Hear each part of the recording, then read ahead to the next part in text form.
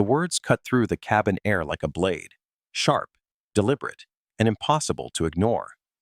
Lead flight attendant Carla Mendoza stood blocking the narrow aisle of Skyline Airways Flight 847, her manicured finger pointed directly at Dr. Kendra Ellis.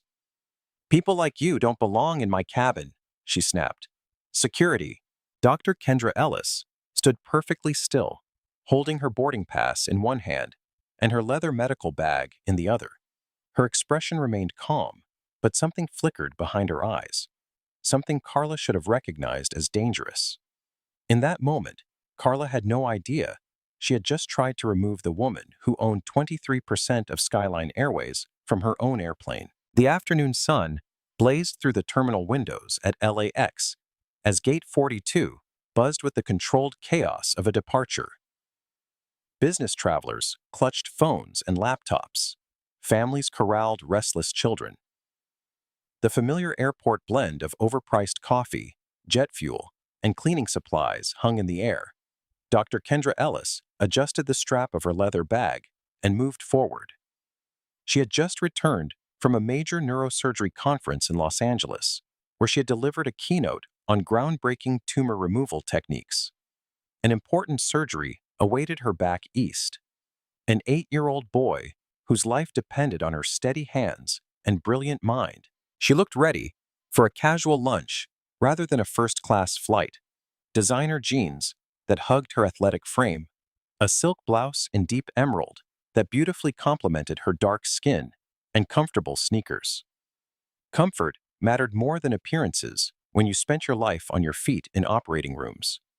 What Carla Mendoza couldn't see, what none of the passengers at the gate knew, was that Kendra carried more than medical expertise. She carried the legacy of her late father, who had invested his life savings in Skyline Airways decades earlier. That investment had grown. Kendra now owned 23% of the company and held a seat on the board of directors. But she never flashed her credentials. She never demanded special treatment. She believed respect was earned through actions, not titles. That quiet dignity was about to be tested in ways she never imagined. Carla Mendoza straightened her Navy uniform and checked her reflection in the gate window. At 38, she had perfected the art of authority. 15 years of flying had taught her to read passengers instantly. She could spot troublemakers, seat jumpers, and problem customers from across the terminal. Her promotion to lead purser came with responsibilities she took seriously, protecting the first-class experience, maintaining standards, keeping order. Carla's own story was one of climbing mountains. Born in East LA to immigrant parents, she had worked her way up from cleaning airplane cabins to serving in them. Every promotion felt like a victory against a world that often overlooked people like her, but somewhere along the way, fighting for her own dignity had twisted into policing everyone else's. Carla had developed a sharp eye for passengers who didn't fit her image of first-class worthy. She prided herself on what she called cabin standards. Javier Torres bounced nervously beside the gate podium. At 26, he still felt like the new guy, even after 2 years with the airline.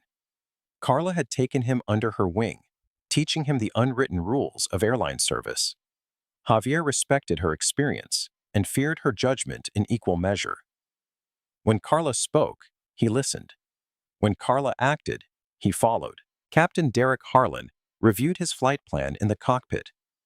55 years old, with 30 years at the company, he had seen every type of passenger and crew situation imaginable. He believed in supporting his team. If his flight attendants said there was a problem, he trusted their judgment. Corporate had drilled it into every pilot. Crew authority was absolute.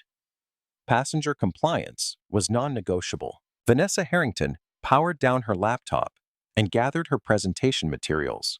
The 35-year-old marketing executive had just closed the biggest deal of her career. The first-class ticket was her reward to herself. She preferred aisle seats in row 2, close enough to deplane quickly, but far enough from any drama. Bryce Callahan scrolled through his phone while waiting to board. The 28-year-old software developer had built a modest following posting tech reviews and social commentary. His camera was ready, and his followers were always hungry for content. Bryce had a keen eye for injustice and zero tolerance for bullies. Gloria Kensington managed ground operations from her office overlooking the tarmac. The 45-year-old supervisor had worked every job in the airport hierarchy. She had seen discrimination in every form and fought it at every level. Gloria believed in doing what was right, even when corporate policies made it complicated. The gate area hummed with pre-boarding energy. Frequent flyers checked their phones and ignored announcements they had heard 1,000 times. Nervous travelers studied their boarding passes. Children pressed their faces against the windows, watching baggage carts race around the aircraft. Outside, ground crews loaded luggage and topped off fuel tanks. Inside, passengers queued at nearby shops, grabbing last-minute snacks and magazines. The familiar airport symphony played, rolling luggage wheels on tile floors, gate announcements echoing, the distant roar of jets taking off from parallel runways. Carla stood at the gate podium, clipboard in hand, reviewing the passenger manifest. First class showed 12 passengers, all premium customers, paying top dollar for the experience. One name stood out: Ellis, Kendra, Seat 1A. No frequent flyer status, no corporate booking code, just a full fare ticket. Carla frowned. Individual passengers rarely paid full price for first class. She made a mental note to pay extra attention to Dr. Ellis during boarding. Ladies and gentlemen, Skyline Airways Flight 847 to Baltimore is now ready for boarding. We'll begin with our first-class passengers and Diamond Elite members. Kendra gathered her belongings and approached the gate. Her digital boarding pass glowed on her phone screen. Ellis, Kendra, Seat 1A, First Class. She had chosen the premium seat because the conference had run long, and she needed to rest before the surgery ahead. Carla positioned herself at the gate entrance, greeting premium passengers with practiced smiles. "Good afternoon, Mr. Harrison. Welcome aboard." Scan, smile.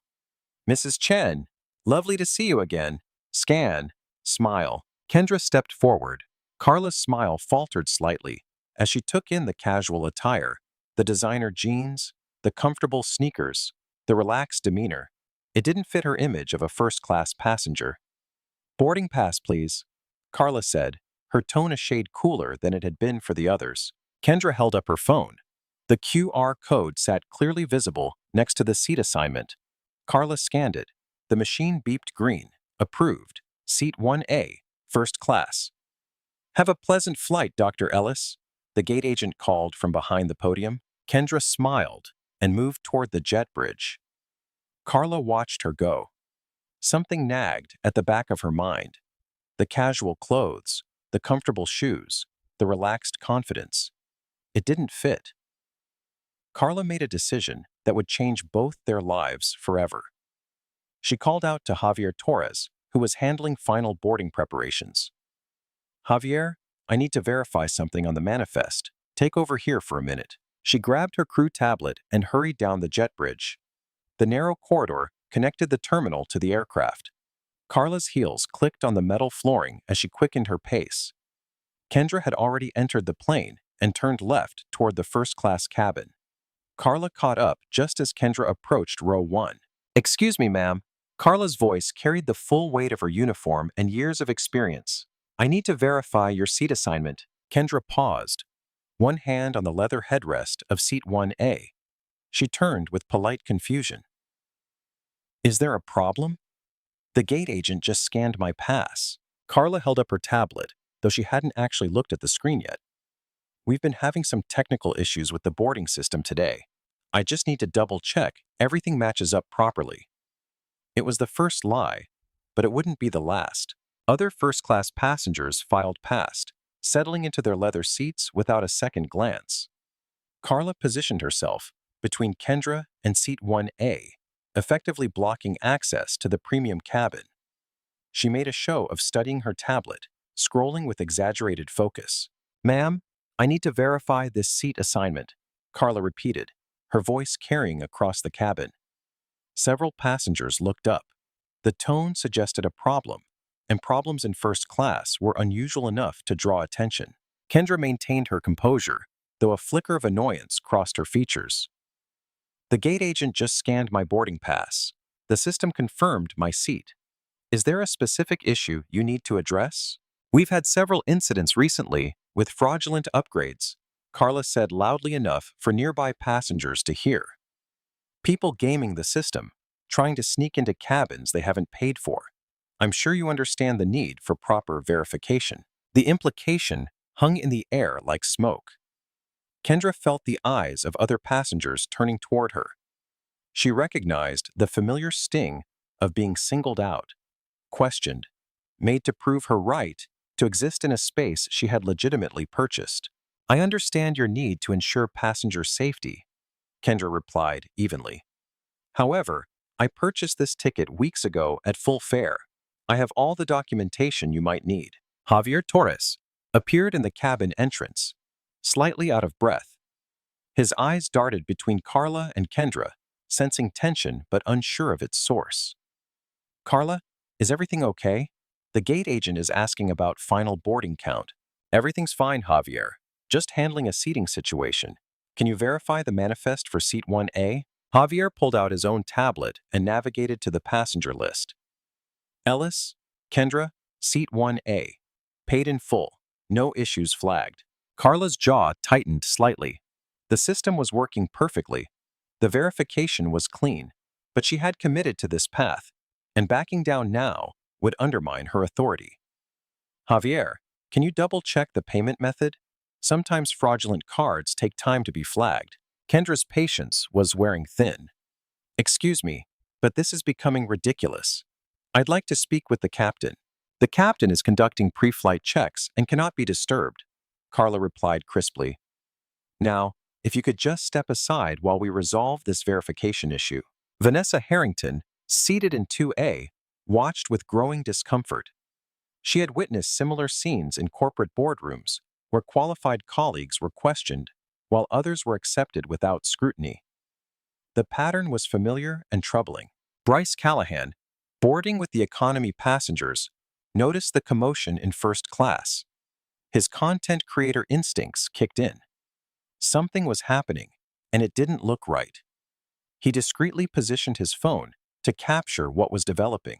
Carla stepped closer to Kendra, invading her personal space with the confidence of someone who believed she held all the power. Ma'am, I've been flying for 15 years. I've seen every type of passenger attempt to game our system. Fake boarding passes, expired upgrades, even stolen credit cards used to purchase tickets. Are you suggesting I've stolen something? Kendra's voice remained controlled, but steel crept into her tone, the voice she used in operating rooms when incompetence threatened patient safety. I'm not suggesting anything. I'm following protocol. Carla held up her tablet. This shows your ticket was purchased with a credit card that's been flagged by our fraud detection system. It was the second lie, more brazen than the first. Javier glanced at his screen, confusion evident. Carla, I'm not seeing any alerts on my end. Different security levels, Javier. Purser access shows more detailed information. Carla's tone suggested he shouldn't question her expertise. Ma'am, I'm going to need to see the credit card you used to purchase this ticket. Kendra reached into her purse and produced a black American Express card. The weight and finish marked it as a Centurion card, available only to customers who charged hundreds of thousands of dollars annually. She handed it over without comment. Carla examined the card with theatrical suspicion. She held it up to the light, checking for holograms that were clearly present. She ran her finger over the raised numbers and Kendra's embossed name. This card looks suspicious, Carla announced loudly. The plastic feels different. The numbers don't seem properly aligned. Vanessa Harrington couldn't stay silent any longer. Excuse me, but I carry the same card. That's exactly what they look like. Carla whirled to face her.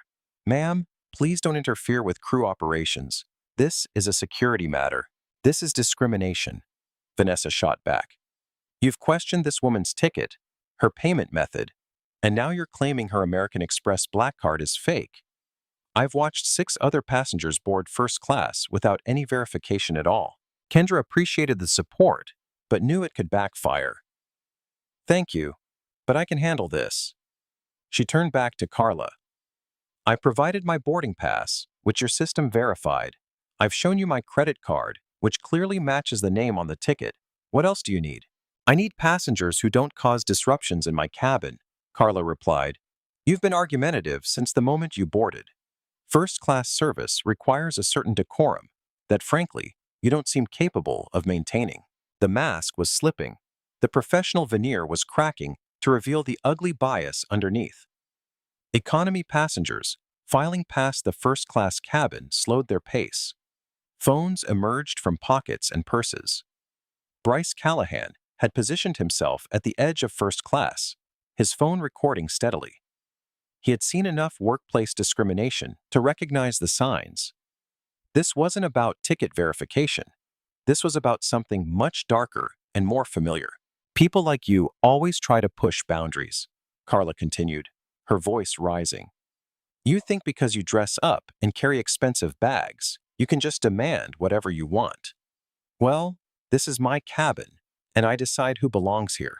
The words hung in this pressurized air like a toxic cloud. Several passengers gasped audibly. Javier Torres stepped backward, shocked by his mentor's blatant prejudice. Kendra felt the familiar burn of injustice in her chest. She had experienced this before. In medical school, during her residency, in hospitals where some people assumed she was a nurse or technician rather than a surgeon. But she had learned to channel that anger into precision. Ms. Mendoza, Kendra read the name tag with deliberate clarity. I want to make sure I understand your position. You're telling me that despite having a valid ticket, verified payment, and following all boarding procedures, you believe I don't belong in first class because of how I look? I'm telling you that passengers who cause scenes and argue with crew instructions are not welcome in my premium cabin, Carla shot back. I have the authority to reassign seats for the safety and comfort of all passengers. Carla turned to Javier. I need you to override the system and reassign Ms. Ellis to seat 34E. Javier's face went pale. Seat 34E was in the last row of the aircraft, sandwiched between two middle seats near the lavatories, the seat where they put passengers being punished or accommodated at the last minute. Carla, I don't understand. The manifest shows she paid for first class. I can't just move someone without cause. The cause is crew discretion for passenger safety, Carla replied sharply. Are you questioning my judgment, Javier? Because I can always request a different flight attendant for my crew. The threat was clear. Javier was still building his career. Carla's evaluation could make or break his future with the airline. He looked at Kendra, then at his tablet, then back at Carla. His finger hovered over the screen. In that moment, he made a choice that would haunt him. He tapped the screen. Kendra Ellis disappeared from seat 1A and appeared in 34E. Bryce Callahan's fingers flew across his phone screen, adding text overlay to his video. Racist flight attendant kicks black doctor out of first class. He hit post to TikTok, Twitter, and Instagram simultaneously. Within seconds, the first comments began appearing. Vanessa Harrington opened her LinkedIn app and began typing. Currently witnessing blatant racial discrimination on Skyline Airways Flight 847. A qualified passenger is being removed from first class for no legitimate reason. This is unacceptable in any industry. Other passengers joined the digital uprising. Instagram stories captured the confrontation. Snapchat videos spread to friends and family. Facebook posts tagged local news stations. The hashtag Skyline Shame began trending organically. Carla noticed the phones, but misunderstood their purpose. Ladies and gentlemen, please put your devices away. Recording during boarding is prohibited by federal aviation regulations. It was her third lie of the day. Bryce called her out immediately. Actually, that's not true. We're in a public space, and we have every right to record discriminatory behavior. Young man, I will have you removed from this aircraft if you don't comply with crew instructions, Carla threatened. Please do, Bryce replied. My followers would love to see you try. Kendra watched the social media storm building around her situation. Part of her felt gratified that strangers were willing to document injustice and demand accountability. But another part worried about the boy waiting for surgery. She couldn't afford to be thrown off this flight. "Ms. Mendoza," she said calmly, "I can see the situation is escalating beyond what anyone intended. I don't want to cause problems for other passengers or delay the flight. If you insist on moving me, I'll accept seat 34E under protest, but I want it clearly documented that this reassignment was made without legitimate cause." Carla's eyes lit up with triumph. She had won. The difficult passenger was backing down, accepting the consequence of challenging her authority. "Thank you for your cooperation, Ms. Ellis. Javier will escort you to your new seat." But Carla had misread the situation entirely. Kendra wasn't surrendering. She was strategizing. As she gathered her bag and prepared for the walk to the back of the plane, Kendra pulled out her phone and scrolled to a contact she hadn't used in months. The name read simply, Victor Santos, CEO. Carla pressed the call button on her crew phone, connecting to the flight deck. Captain Derek Harlan answered on the second ring. "Captain, this is Carla. We have a passenger situation that requires your attention." "What's the nature of the problem?" Harlan's voice carried the practiced calm of 30 years in aviation. "Disruptive passenger in first class. She's been argumentative with crew instructions, questioned security procedures, and caused a scene that's disturbing other guests. I need backup to handle the situation properly." Within minutes, Captain Harlan emerged from the cockpit. His tall frame filled the narrow aisle as he approached the first-class cabin. "Ma'am," he addressed Kendra directly, his voice carrying authority but not hostility. "I understand there's been some confusion about seating arrangements." Kendra looked up from her phone, where she had been composing a careful message. "Captain Harlan, I assume there's no confusion about my seating. I have a valid first-class ticket. Your flight attendant has chosen to move me based on what appears to be personal bias rather than any legitimate policy." "Ms. Mendoza is an experienced crew member with an exemplary record," Harlan replied. "If she's made a seating decision, I'm sure she has good reason." "The reason appears to be the color of my skin," Kendra stated flatly. The words struck the cabin like lightning. Conversation stopped. Passengers looked up. The accusation hung in the pressurized air, impossible to ignore. Captain Harlan's expression tightened. Discrimination claims were serious business, the kind of accusations that ended careers and cost airlines millions in settlements. "Ma'am, that's a very serious allegation. I need you to step aside with me for a private conversation." "I'd prefer to keep this conversation public since Ms. Mendoza chose to make her accusations public," Kendra replied. "You can address whatever concerns you have right here." Carla stepped forward, sensing she was losing control of the narrative. "Captain, she's been disruptive since the moment she boarded, questioned every security procedure, argued with legitimate verification requests, and now she's playing the race card to avoid accountability." "What verification was required?"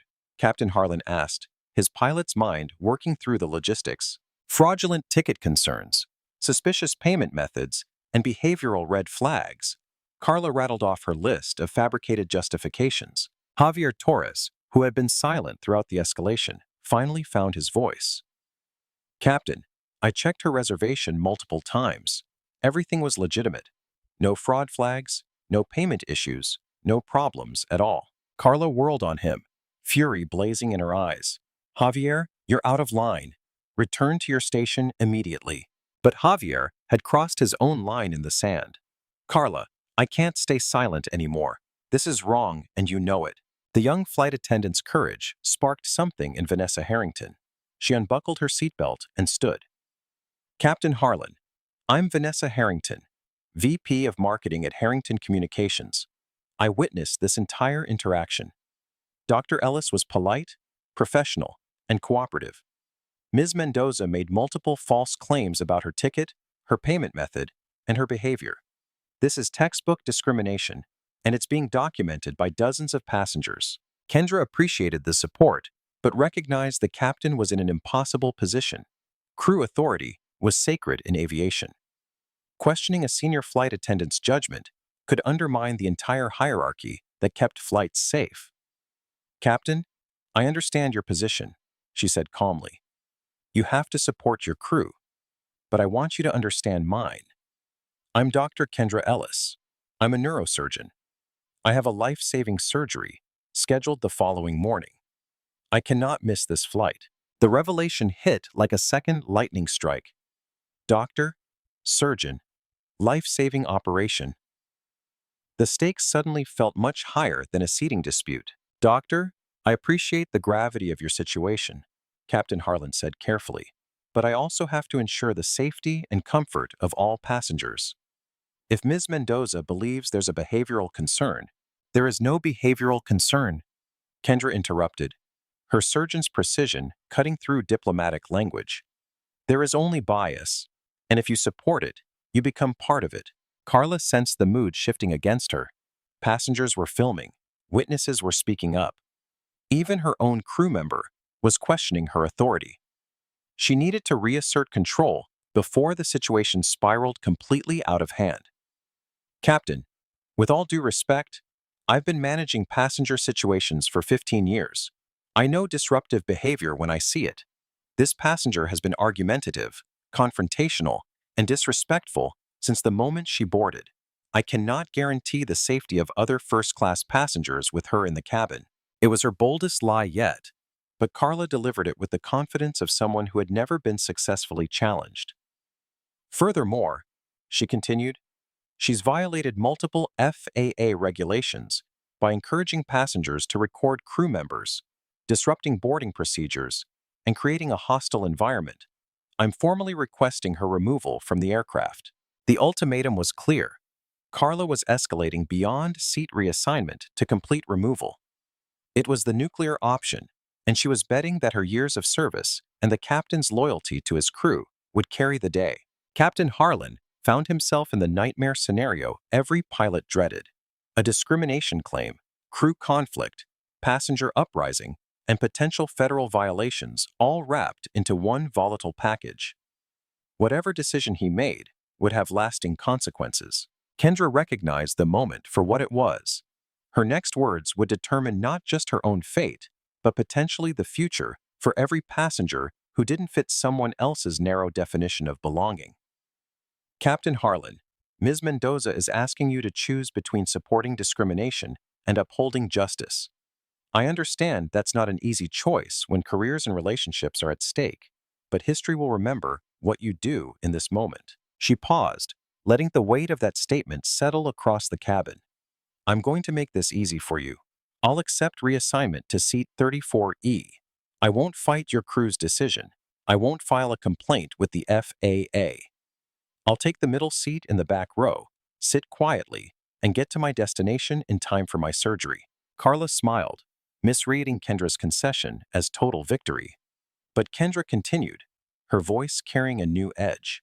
"I want everyone in this cabin to remember what happened here.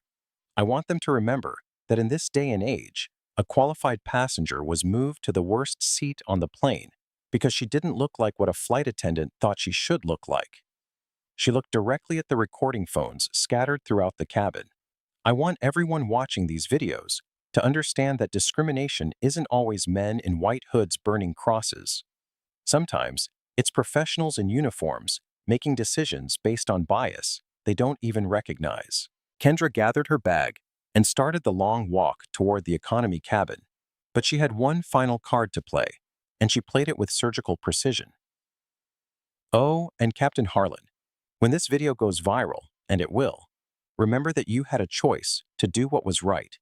You chose to do what was easy. History will judge us all." Bryce Callahan's TikTok had exploded beyond his wildest dreams. In the minutes since posting, the video had garnered tens of thousands of views and counting. The comments section became a digital riot of outrage and support. "Oh, hell no. This is not the 1950s. What airline is this? I'm never flying them again." "That doctor handled it with more class than they deserved. This is exactly why we need to keep filming everything." Bryce quickly added follow-up videos providing context and updates as the situation unfolded. His follower count jumped dramatically in real time. Vanessa Harrington's LinkedIn post had been shared hundreds of times within minutes. Her professional network included journalists, executives, and influencers who amplified the message across multiple platforms. Update: the passenger is Dr. Kendra Ellis, a neurosurgeon. She's being forced to give up her first-class seat and move to the back of the plane. This is happening right now on Skyline Airways Flight 847. Other passengers joined the digital uprising. Instagram stories tagged major news outlets. Twitter threads dissected every moment of the confrontation. Facebook posts shared the video with scathing commentary about airline discrimination. The hashtag Skyline Shame began trending organically. Passengers on other flights in other cities started sharing their own stories of airline discrimination. The movement grew beyond a single incident to become a broader conversation about bias in travel. Carla remained oblivious to the digital storm building around her actions. She focused on what she saw as a successful resolution to a difficult passenger situation. She had maintained her authority, protected her cabin standards, and sent a clear message about expectations. Javier Torres, however, watched the social media reaction with growing horror. His phone buzzed with notifications as friends and family shared the videos. His name was visible on his uniform in several clips. His participation in the discrimination was documented for the world to see. "Carla, this is getting really bad online," he whispered urgently. "Maybe we should reconsider. Stop checking social media and focus on your job," Carla snapped. "Passengers always complain online. It blows over in a day or two. Corporate never pays attention to social media drama." She was wrong on every count, but her arrogance blinded her to the approaching storm. Kendra settled into seat 34E, sandwiched between a large businessman eating a tuna sandwich and a crying teenager afraid of flying. The cramped middle seat offered no legroom, no recline, and a direct view of the lavatory. The smell of blue chemical disinfectant mixed with recycled air and fast food. But Kendra didn't complain. She pulled out her phone and opened her contact list, scrolling to a number she had hoped never to use for personal reasons. The contact read simply, "Victor Santos, CEO." She began typing a message that would change everything. "Victor, I'm currently seated on Skyline Airways Flight 847 from LAX to Baltimore. I need to speak with you immediately about a situation involving one of your flight attendants. This is Dr. Kendra Ellis. I'm texting from seat 34E, where I was moved from my paid first-class seat 1A due to what I can only describe as racial profiling. Please call me at your earliest convenience." She hit send and waited. The response came within seconds. "Kendra, what happened? Calling you now." Kendra's phone rang as the aircraft pushed back from the gate. The Boeing 737 began its slow taxi toward the runway, engines humming with contained power. Around her, passengers settled in for the journey, oblivious to the corporate crisis about to unfold. "Victor?" Kendra answered quietly, mindful of the passengers packed around her. "Kendra, what the hell happened?" Victor Santos's voice carried the strain of a CEO receiving the worst possible news at the worst possible time. "Your text says you were moved from first class. That's impossible. You're on the board. Everyone knows." "Apparently not everyone," Kendra interrupted gently. "Victor, I need you to listen carefully. I was racially profiled by your lead flight attendant, Carla Mendoza.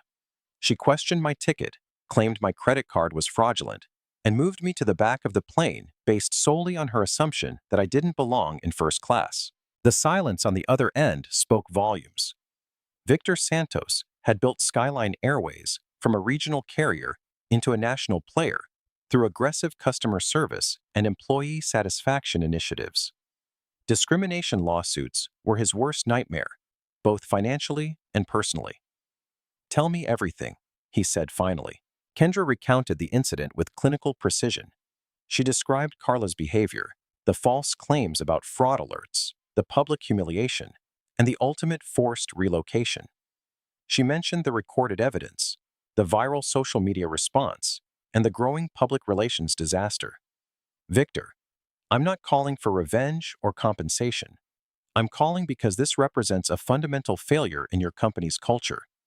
If a board member can be treated this way, imagine what happens to regular passengers who don't have connections or resources. Kendra, I am mortified. This is completely unacceptable. We'll investigate immediately, implement corrective measures, and ensure nothing like this happens again. Victor, the plane is about to take off. Investigation and corrective measures won't help me get to my destination in time for surgery, but they might prevent this from happening to someone else. Victor's mind raced through the implications.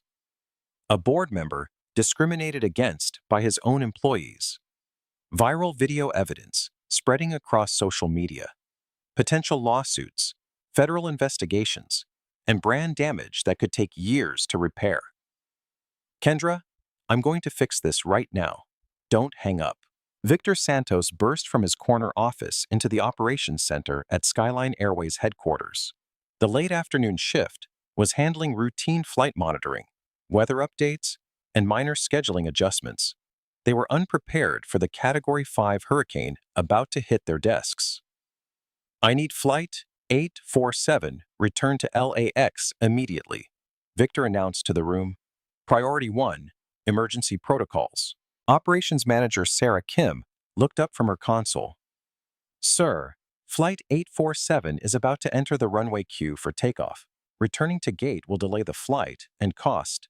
I don't care about the cost, Victor interrupted. I need that aircraft back at the gate in the next few minutes. What's the nature of the emergency? Medical, mechanical, or security? Civil rights violation by crew, Victor replied grimly. Get me the LAX station manager, the regional director of customer service, and our chief legal counsel on a conference call now. The operations center erupted into controlled chaos. Flight dispatchers coordinated with air traffic control. Customer service representatives prepared for the inevitable passenger complaints about delays. Legal assistants began pulling discrimination protocols and incident response procedures. Sir, Sarah said, holding up her phone, I have LAX Tower on the line. They're requesting specific justification for the return to gate order. Tell them we have a crew misconduct situation that requires immediate resolution before the flight can continue, Victor replied. And get me the passenger manifest for that flight. I need to know everyone who witnessed what happened. Meanwhile, in the cockpit of Flight 847, Captain Derek Harlan received the most unusual order of his 30-year career. Skyline 847, LAX Tower. You are instructed to return to gate immediately. Priority 1 directive from corporate headquarters. Harlan keyed his microphone, confusion evident in his voice. Tower, Skyline 847. Can you confirm the nature of the emergency? We show all systems normal. Skyline 847, return to gate. Ground transportation will meet the aircraft. This is a direct order from your CEO. Harlan looked at his first officer, who shrugged with equal bewilderment. In 3 decades of flying, he had never seen corporate intervene in real-time flight operations. Ladies and gentlemen, this is Captain Harlan from the flight deck. We've been instructed to return to the gate due to an urgent operational matter. We apologize for the inconvenience and expect to resolve the situation quickly. Carla Mendoza felt the aircraft turning away from the runway with growing unease. Return-to-gate orders were rare and usually involved serious mechanical issues or security threats. She had no way of knowing that she was the threat. Javier, do you know what's going on? She asked, checking her crew communication device for updates. Nothing on the system, Javier replied, but his voice carried a tension that hadn't been there before. Carla, I keep thinking about what happened earlier. Maybe we should what? Second-guess our professional judgment? Carla snapped. That passenger was disruptive and inappropriate. We handled the situation exactly as trained. But Javier's phone told a different story. The videos had spread beyond social media into mainstream news outlets. Hashtag Skyline Shame was trending nationally. His friends were texting him screenshots and asking if he was the flight attendant in the videos. The aircraft came to a stop at the gate, and the jet bridge began extending toward the door. Carla assumed they were dealing with a mechanical issue that would be resolved within minutes. She had no idea that her career was about to end in the most public way possible. The cabin door opened, but instead of mechanics or maintenance personnel, 3 figures in expensive suits boarded the aircraft. Victor Santos led the group, followed by Regional Director Lena Park and Chief Legal Counsel Theodore Langford. Victor's expression was carved from stone. He had built this company with his own hands, fought for every route and every customer. The idea that his employees were discriminating against passengers, against board members, filled him with a rage that threatened to boil over. Carla stepped forward with a professional smile, assuming these were corporate executives conducting a routine inspection. Good afternoon, gentlemen. Welcome aboard Flight 847. I'm Carla Mendoza, your lead purser. Is there anything I can assist you with today? Victor Santos looked at her with the expression of a man staring at something unclean. Miss Mendoza, I'm Victor Santos, CEO of Skyline Airways. I believe you know exactly why I'm here. The color drained from Carla's face as the full weight of the situation crashed down on her. CEO on her aircraft after the passenger incident. The connections formed in her mind like a toxic constellation. Sir, if this is about the passenger situation earlier, I was just following standard protocol for… Standard protocol? Victor's voice carried the controlled fury of a man barely containing his rage. Is racial profiling standard protocol at my airline, Ms. Mendoza? Sir, there was no racial profiling. The passenger was disruptive and… The passenger is Dr. Kendra Ellis, Victor interrupted, his words hitting Carla like physical blows. She's a renowned neurosurgeon, a respected member of our community, and a member of this company's board of directors. Carla's legs nearly gave out beneath her. Board of directors. The casual woman in jeans and sneakers, whom she had humiliated and banished to the back of the plane, was one of her bosses. That's impossible, she stammered. She didn't identify herself. She looked like… She dressed like… Like what, Ms. Mendoza? Victor's voice was deadly quiet. Like she didn't belong in first class? Like she didn't deserve the respect accorded to every passenger who pays for our service? Javier Torres stood frozen in the galley, watching his mentor's world collapse in real time. The videos on his phone suddenly made terrible sense. Carla hadn't been protecting the airline's standards. She had been destroying them. Where is Dr. Ellis now? Victor asked, though he already knew the answer. She accepted reassignment to seat 34E, Carla whispered. Seat 34E, Victor repeated slowly. You moved a board member from first class to the worst seat on the aircraft because she didn't meet your visual expectations of what a premium passenger should look like. The watching passengers had gone completely silent. Phones recorded every word of the confrontation. Social media live streams captured the executive confrontation in real time. Victor turned to address the cabin, his voice carrying to every corner of the aircraft. Ladies and gentlemen, I am Victor Santos, CEO of Skyline Airways. I have just learned of an inexcusable act of discrimination committed by one of my employees against a passenger on this flight. I want to personally apologize to everyone who witnessed this behavior and assure you that it does not represent the values of our company. He paused, letting his words sink in. The employee responsible will be terminated immediately, and we will be implementing comprehensive changes to ensure this never happens again. Carla's world shattered completely.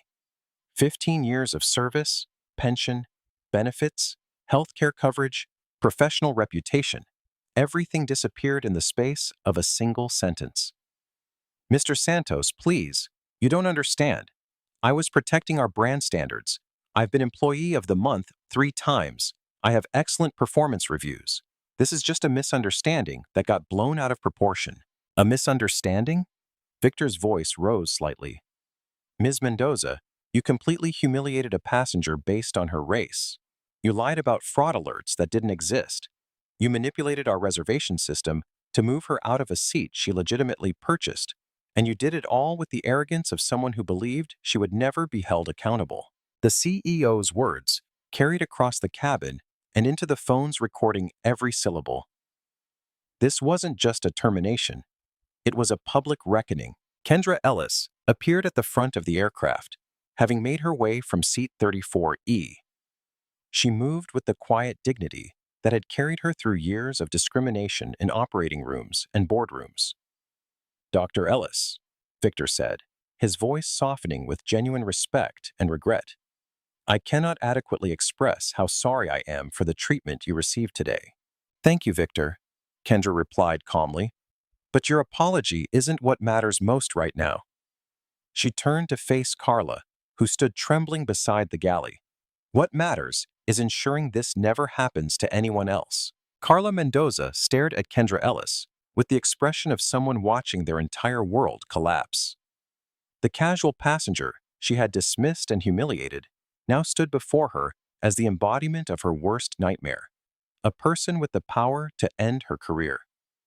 "Dr. Ellis, I had no idea who you were," Carla stammered, grasping for any lifeline that might save her from the abyss opening beneath her feet. "If you had just told me you were on the board, none of this would have happened." Kendra's expression didn't change. "Ms. Mendoza, the fact that you think my identity should matter proves exactly why this happened. Every passenger deserves respect, not just those with titles or connections." "But I was protecting our premium cabin," Carla protested, her voice rising with desperation. "People try to sneak into first class all the time. I was doing my job." "Your job is customer service, not racial profiling," Victor interjected sharply. "Dr. Ellis had a valid ticket, legitimate payment, and every right to sit in the seat she purchased." Carla's mind raced through possible defenses, excuses, anything that might shift blame away from her actions. "Sir, she was aggressive from the moment she boarded. She questioned our security procedures, argued with crew instructions, and created a hostile environment for other passengers." Vanessa Harrington couldn't remain silent any longer. She unbuckled her seatbelt and stood up in the aisle.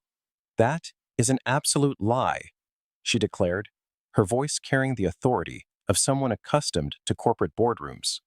"I witnessed the entire interaction.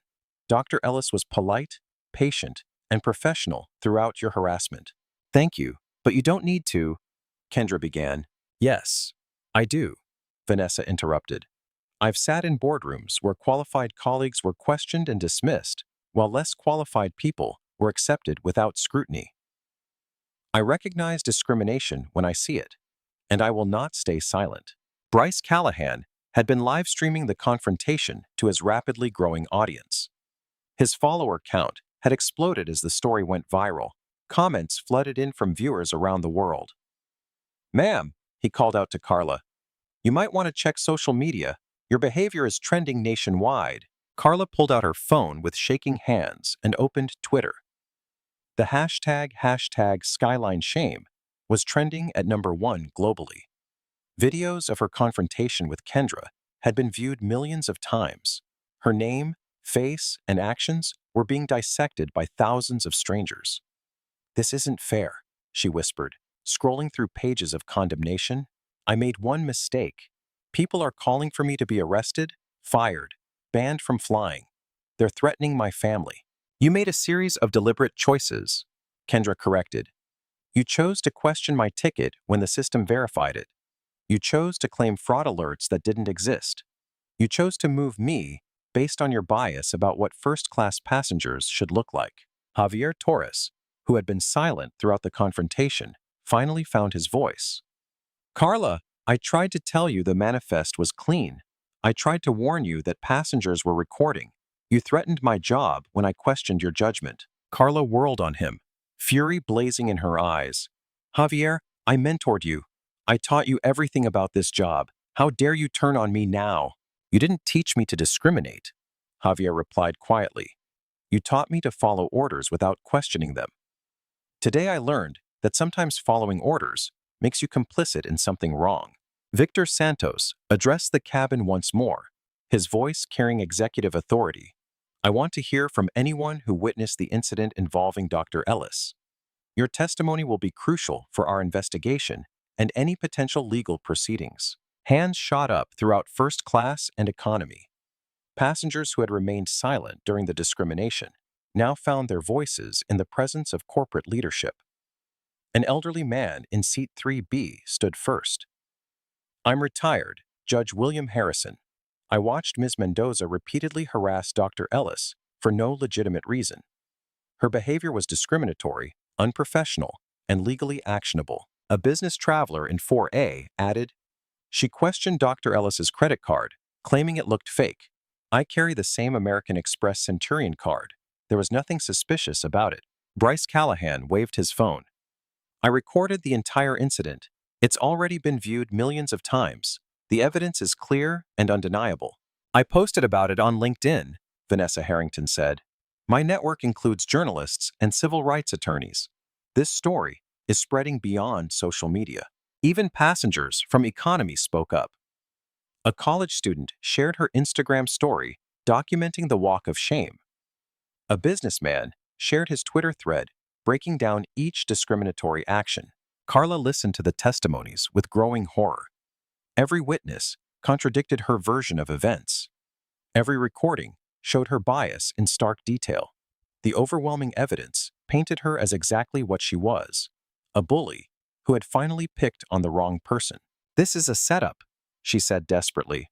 Dr. Ellis orchestrated this whole thing to make me look bad. She probably planned it as some kind of test. Kendra's patience finally snapped. Her voice carried the steel authority she used in operating rooms when lives hung in the balance.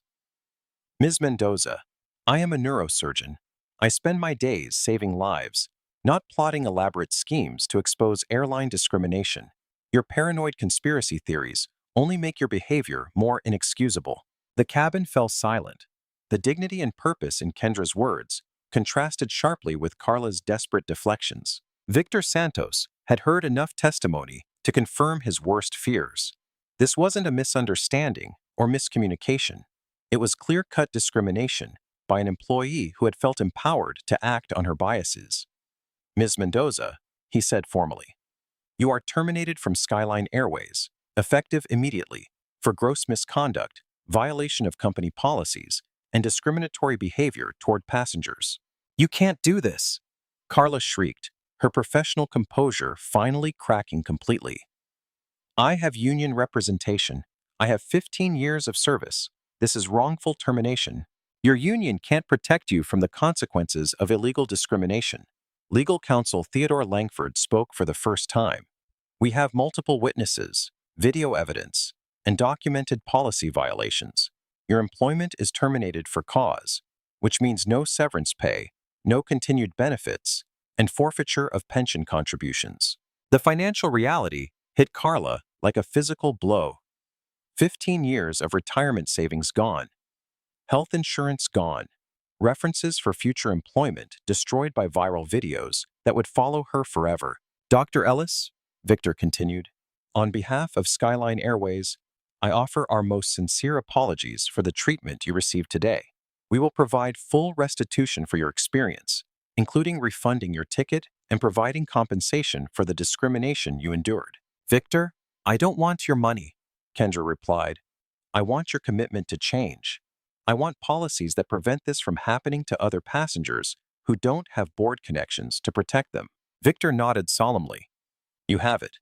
We will implement comprehensive bias training for all employees, establish an independent passenger advocacy program, and create zero-tolerance policies for discriminatory behavior. He turned back to address the entire cabin.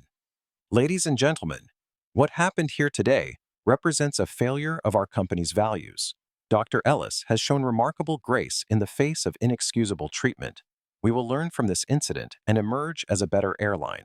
The passengers responded with applause, not the polite, perfunctory clapping of airline announcements, but genuine appreciation for accountability and justice. Carla stood amid the applause, isolated and broken. The authority she had wielded like a weapon was gone. The respect she thought she commanded had evaporated. The career she had built over 15 years lay in ruins around her feet. This isn't over, she muttered, gathering the few personal items from her crew station. I'll sue for wrongful termination. I'll appeal to the union. I'll tell my side of the story. Kendra heard her and turned back one final time.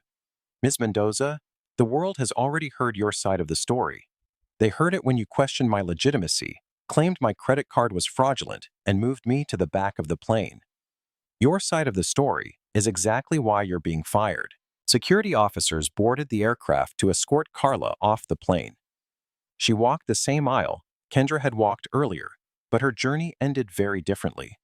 Where Kendra had maintained dignity in the face of injustice, Carla crumbled under the weight of accountability. The cabin door closed behind her with a finality that echoed across social media and into the corporate culture of every airline watching this story unfold. The silence that followed Carla's removal felt heavy with unfinished business.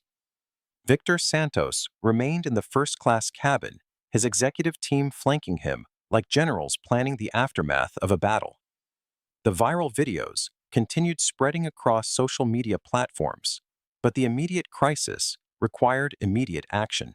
"Captain Harlan," Victor called toward the cockpit. "I need to speak with you." Harlan emerged from the flight deck, his captain's stripes somehow looking less authoritative than they had an hour earlier.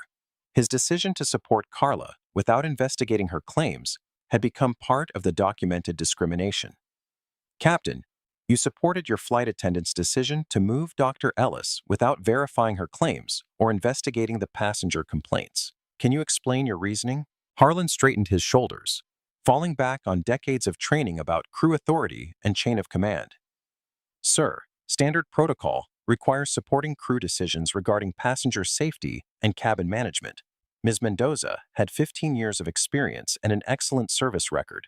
Captain, did you personally witness any disruptive behavior from Dr. Ellis?" "No, sir." "Did you review the boarding documentation or verify the fraud claims Ms. Mendoza made?" "No, sir. I relied on crew assessment." "Captain Harlan, you enabled discrimination by blindly supporting biased crew decisions. You failed in your duty to ensure fair treatment of all passengers." The captain's face reddened as he realized his automatic deference to Carla had made him complicit in her actions. "Sir, I was following established protocols for crew support and passenger management. Protocols don't override civil rights." "Captain, you're suspended pending a full investigation. Your actions today may have violated federal anti-discrimination laws." Harlan stared at Victor in shock. A 30-year career, thousands of safe flights, and an exemplary record, all potentially destroyed by blind loyalty to a discriminatory subordinate. Javier Torres watched his supervisor and captain face consequences for their choices. The young flight attendant had been caught between loyalty and conscience, ultimately choosing to support the wrong side until the truth became undeniable. "Javier," Victor addressed him directly, "you initially supported Ms. Mendoza's actions and made unauthorized changes to Dr. Ellis's seat assignment. However, multiple witnesses noted your visible discomfort and your eventual decision to speak truthfully about what happened. Your honesty in the face of career pressure shows integrity." Javier's relief was visible, but Victor wasn't finished. "You'll be reassigned to ground operations for additional training and bias awareness education. Consider it probation, with a chance to rebuild your career on better foundations." "Thank you, sir.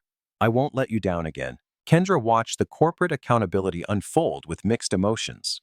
Justice was being served, but she took no pleasure in seeing careers destroyed, even when those careers had been built on discrimination and bias.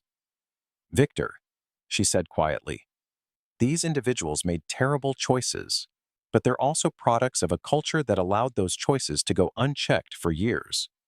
Real change requires addressing the environment that created them."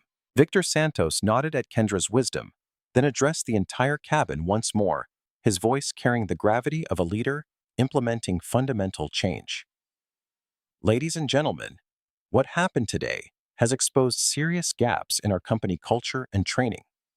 Effective immediately, Skyline Airways is implementing what we'll call the Ellis Protocol, comprehensive reforms named in honor of Dr. Ellis's grace under pressure. He outlined the changes with executive precision. First, all crew members will complete quarterly bias awareness and sensitivity training. This isn't a one-time workshop. It's ongoing education about unconscious bias, cultural competency, and passenger dignity. Passengers throughout the cabin listened intently, many still recording the historic moment. Second, we're establishing an independent passenger advocacy office. Every flight, will have contact information for advocates who can address discrimination complaints in real time. Passengers will have immediate recourse when they face unfair treatment. Third, any crew member who engages in discriminatory behavior will face immediate termination. There will be no warnings, no second chances, no protected status based on seniority or performance records. Discrimination is a career-ending offense at Skyline Airways. Vanessa Harrington raised her hand. Mr. Santos, how will you ensure these policies are actually implemented and not just corporate promises that fade after the media attention dies down? Victor appreciated the sharp question. Excellent point. We're partnering with external civil rights organizations to monitor our progress. We'll publish quarterly reports on discrimination complaints, training completion rates, and policy effectiveness. Accountability will be transparent and ongoing. Additionally, Victor continued, Ms. Mendoza's pension contributions will be donated to establish the Kendra Ellis Scholarship Fund for underrepresented students pursuing careers in aviation and medicine. Her discriminatory actions will fund opportunities for the very communities she targeted. Kendra felt tears prick her eyes at the announcement. Carla's hatred would be transformed into hope for young people who needed encouragement to pursue their dreams. While corporate policies were being announced in the cabin, the story continued exploding across digital platforms. Hashtag Skyline Shame had evolved into hashtag Skyline Change. As news outlets picked up the story and civil rights organizations shared the videos, Bryce Callahan's original video had reached millions of views and counting. News anchors were discussing the incident on evening broadcasts. Late-night comedy shows were preparing segments about airline discrimination. The story had transcended social media to become a national conversation about bias in customer service. But the viral impact extended beyond just this incident. Passengers on other airlines began sharing their own stories of discrimination, creating a movement of accountability across the entire industry. A woman posted about being questioned by Delta flight attendants who assumed her designer purse was fake.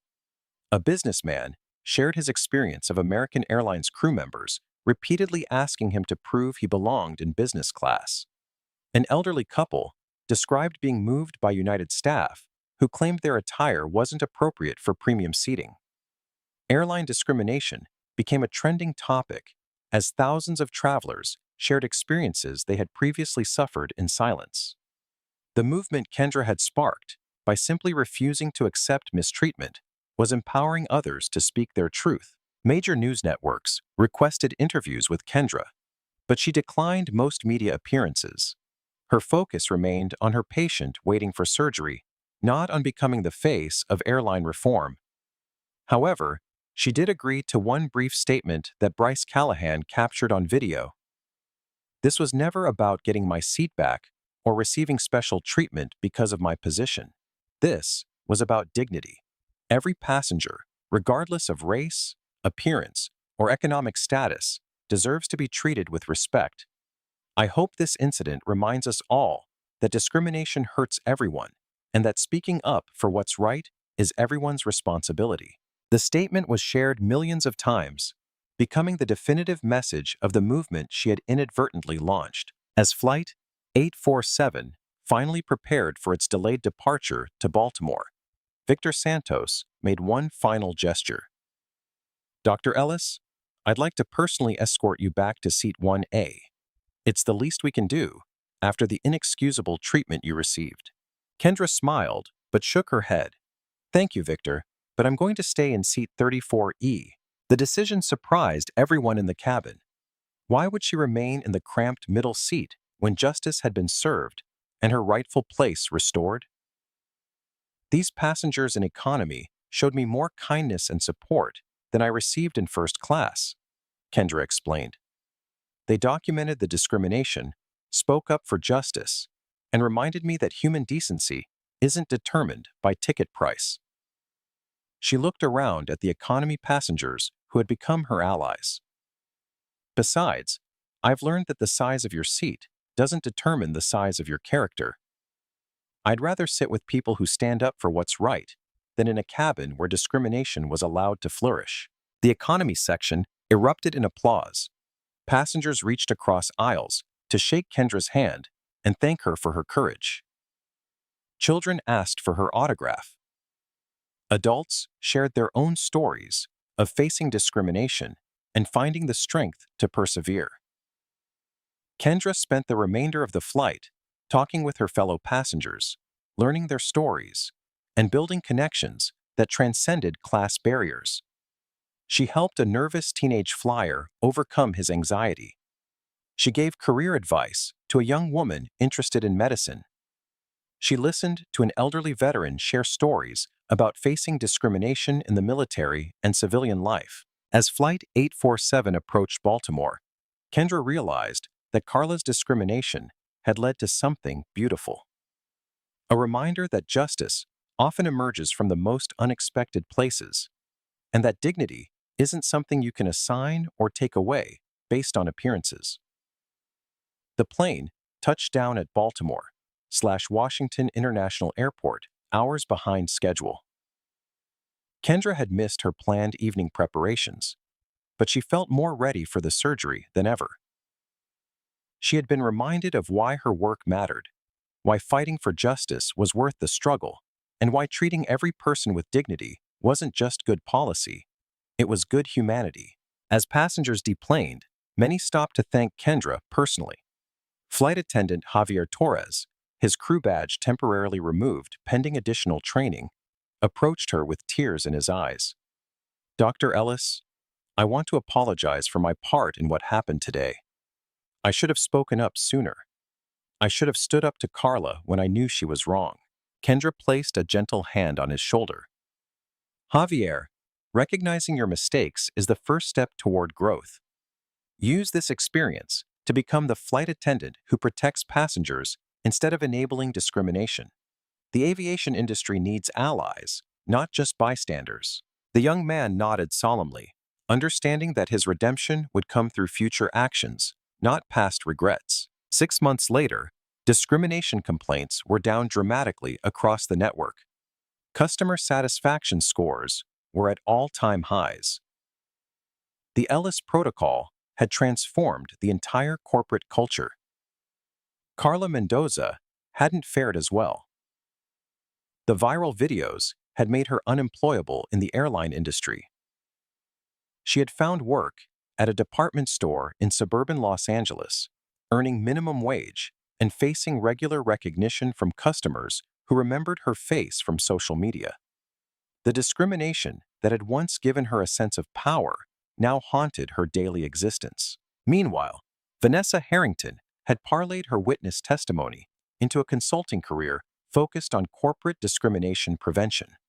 Her LinkedIn post about the incident had been shared tens of thousands of times, establishing her as a thought leader in workplace equity and inclusion.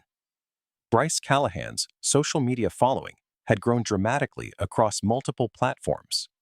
He used his influence to highlight social justice issues and had started a nonprofit organization focused on documenting and fighting discrimination.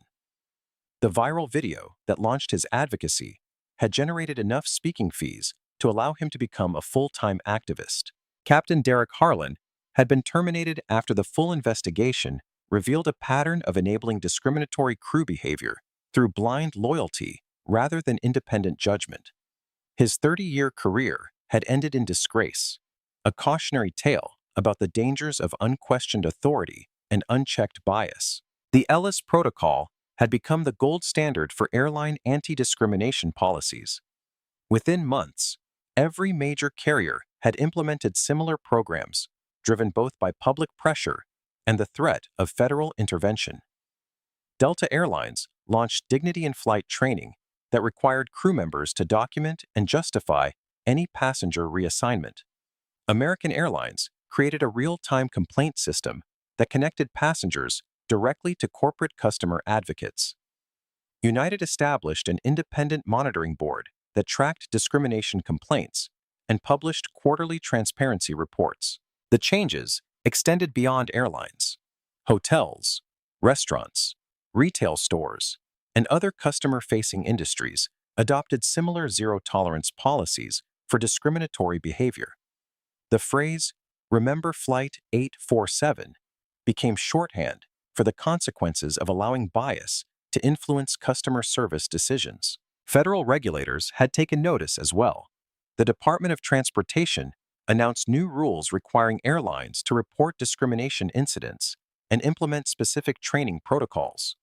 Civil rights organizations gained new tools to investigate and address travel-related bias. The Kendra Ellis Scholarship Fund, funded by Carla's forfeited pension and additional corporate contributions, had awarded its first grants to students pursuing careers in aviation and medicine. Recipients included young people from communities that had historically faced barriers to entering these fields. Kendra served on the Scholarship Selection Committee, reviewing applications that reminded her why representation mattered.